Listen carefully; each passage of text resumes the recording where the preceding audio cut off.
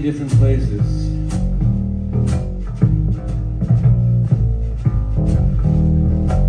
I had a crush on this girl named Debbie Diamond, who was in a all-girl punk rock band called the Pop-Tarts, because they played pop punk and they dressed like tarts.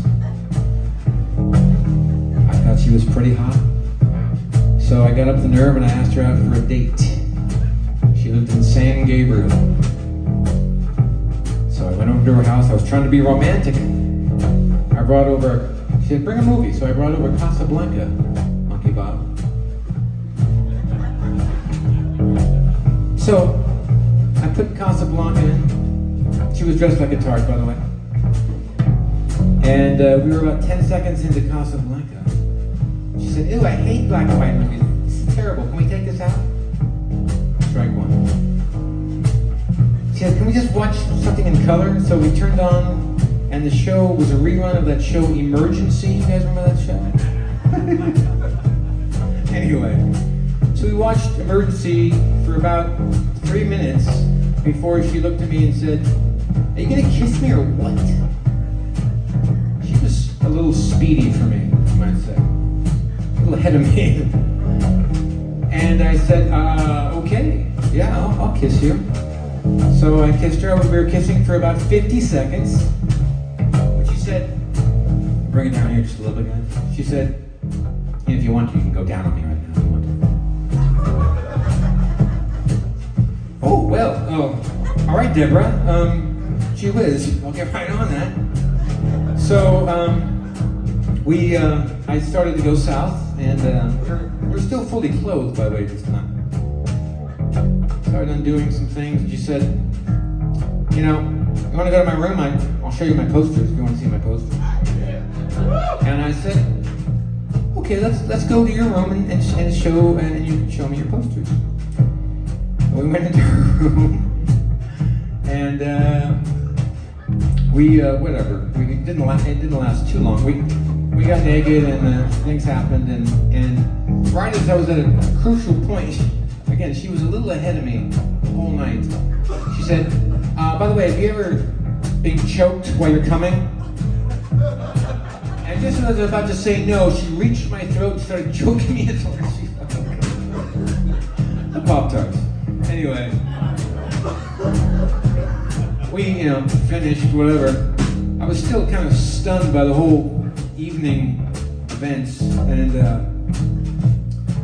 she went and changed, whatever. We went back out to the other room, and she started playing me a bunch of her songs, which were basically all about how she hated men, and they sucked, and life was cruel. She played me about 7 or 8 pretty bad Pop-Tart songs. And then she was finally done playing me all these songs, and she said, oh, you probably want to play a song, right? You're a musician, right? That's fine. You want to play your song, right? So I thought, here's my chance to get one step ahead of Debbie.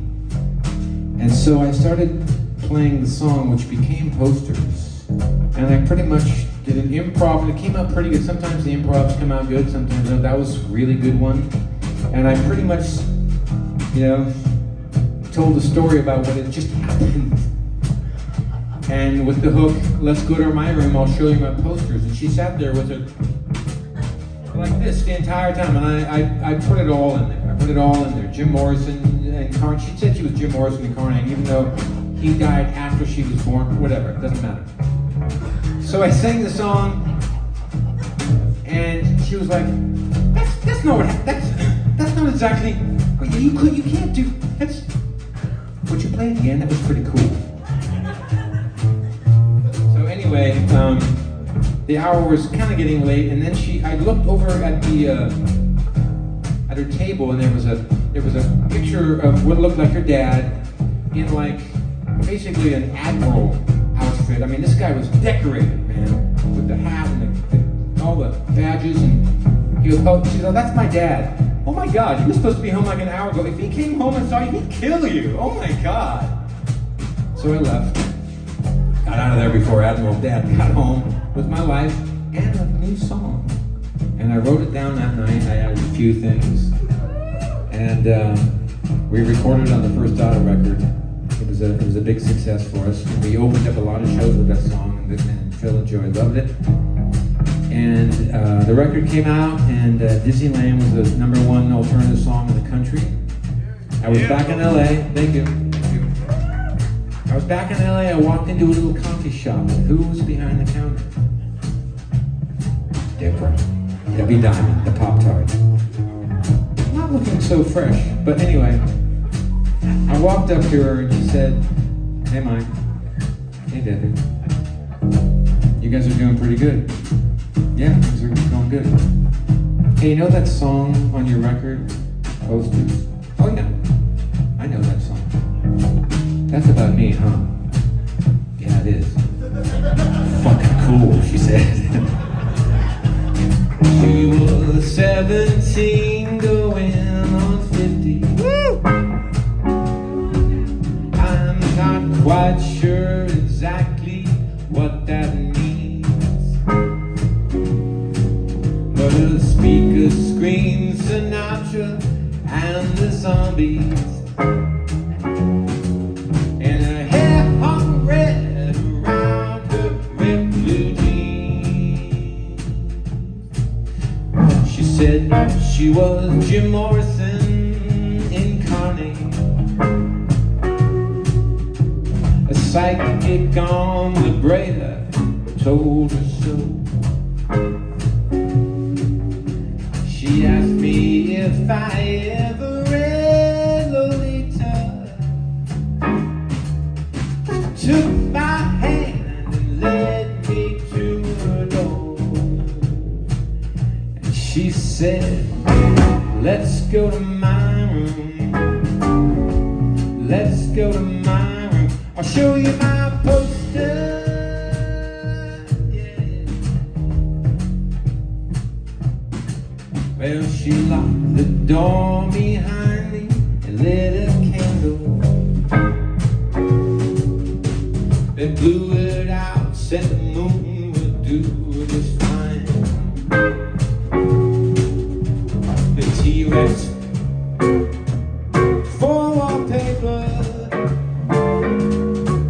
and above her bed hung a no parking sign.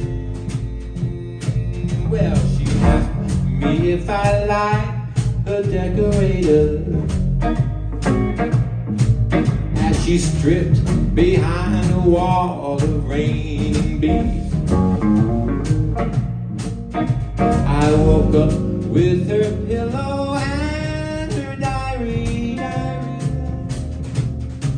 She took a bath as I began to read. She said, "Let's go to my room. Let's go to my room. I'll show you my poster."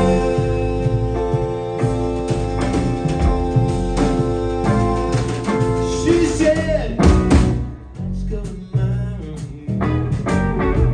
Let's go to my room. I'll show you my poster."